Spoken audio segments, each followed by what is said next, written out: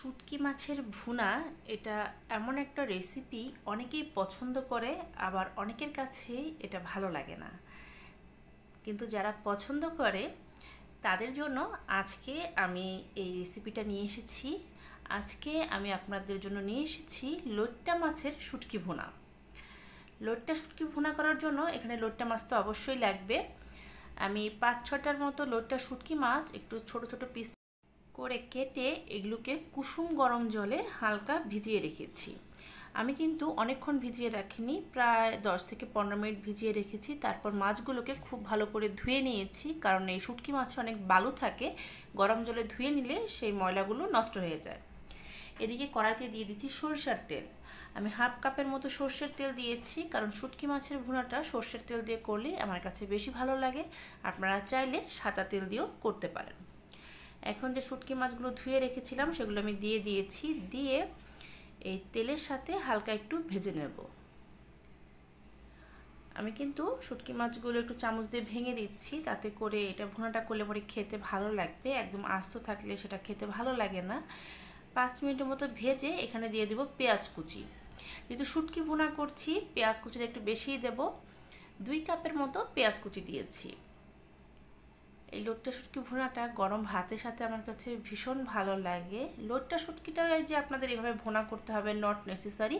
আপনারা চাইলে আপনাদের পছন্দ মতো যে কোনো শুটকি মাছ দিয়ে এটা ভুনা করে নিতে পারেন। চাইলে পুঁটি শুটকি, কাচকি শুটকি, এছাড়া বিভিন্ন ধরনের শুটকি মাছ এই সেম রেসিপিতে আপনারা করে নিতে পারবেন।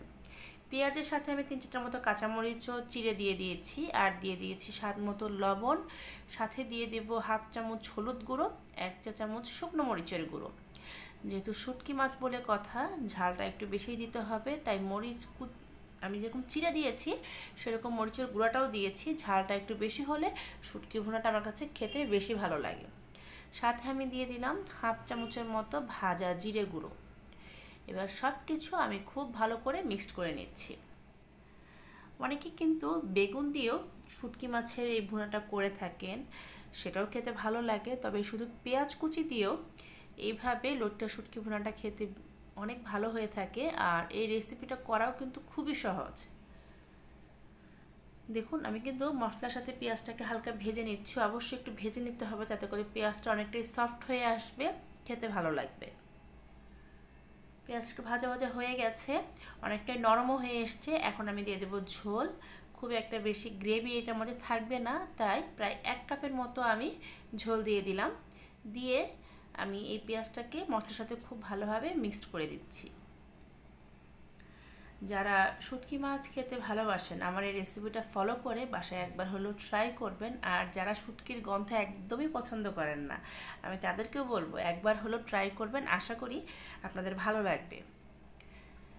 দেখুন, ঝোলটা কিন্তু একদমই শুকিয়ে গেছে এবং এটা মাখা মাখা হয়ে আসছে। এটা কিন্তু একটু গ্রেভি থাকবে না, এরকম ড্রাই হবে, তাহলে এটা গরম ভাতের সাথে খেতে ভালো লাগে। আমি ভালো করে পেঁয়াজটাকে একটু মিক্সড করে দিচ্ছি শুটকির সাথে। হয়ে গেছে আমার লইট্টা মাছের শুটকি ভুনা। আমি প্লেটে সার্ভ করে নিয়েছি। খুবই সিম্পল একটা রেসিপি, আশা করি খুবই সহজভাবে আপনাদের দেখানোর চেষ্টা করেছি। আর যারা নতুন রাঁধুনি আছেন, যারা শুটকি মাছ খেতে ভালোবাসেন, একবার হলো বাসায় রেসিপিটা আপনারা ট্রাই করে দেখবেন। আবার ফিরবো এক নতুন ভিডিও নিয়ে। সেই পর্যন্ত সবাই ভালো থাকবেন।